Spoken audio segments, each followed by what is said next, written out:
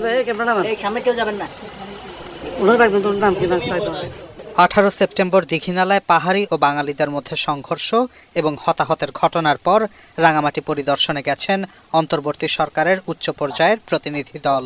দুপুরে রাঙামাটি সেনানিবাসে স্থানীয় জনপ্রতিনিধি, আইনশৃঙ্খলা বাহিনীর সাথে বৈঠক করেন স্বরাষ্ট্র উপদেষ্টা অবসরপ্রাপ্ত লেফটেন্যান্ট জেনারেল জাহাঙ্গীর আলম চৌধুরী, পার্বত্য চট্টগ্রাম বিষয়ক উপদেষ্টা সুপ্রদীপ চাকমা, স্থানীয় সরকার উপদেষ্টা হাসান আরিফ।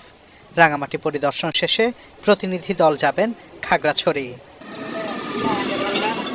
এদিকে প্রশাসনের হস্তক্ষেপে পার্বত্য এই দুই জেলার পরিস্থিতি এখন শান্ত, যদিও দুই অঞ্চলের ছাত্র জনতার ডাকে সড়ক ও নৌপথে চলা 72 ঘন্টার অবরোধে দুর্ভোগে পড়েছেন সাধারণ মানুষ।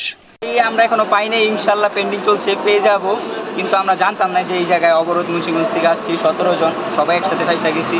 যে অবরোধের কারণে আমরা চিন্তা করলাম যে ব্যাক আমরা ফেনী চলে যাব, কিন্তু আসলে পরিস্থিতি এমন একটা অবস্থা হয়ে যায় যে ফেনী যাওয়ার মতনও সাহসটা করতে পারিনি। অনেক গাড়ি আবার সাজেকে বাইজে রয়েছে।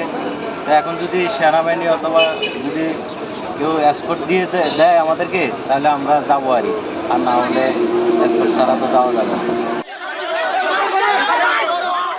গত বুধবার এক ব্যক্তিকে পিটুনি ও পরবর্তীতে তার মৃত্যুর ঘটনাকে কেন্দ্র করে উত্তপ্ত হয়ে ওঠে খাগড়াছড়ি রাঙামাটি। সংঘাতে নিহত হন আরও 3 জন। এরই মধ্যে আইনশৃঙ্খলা রক্ষাকারী সব বাহিনীকে ধৈর্য ধরে পরিস্থিতি নিয়ন্ত্রণে আনার নির্দেশ দিয়েছেন প্রধান উপদেষ্টা ডক্টর মোহাম্মদ ইউনূস। আশ্বাস দেন সুষ্ঠু বিচার নিশ্চিতের।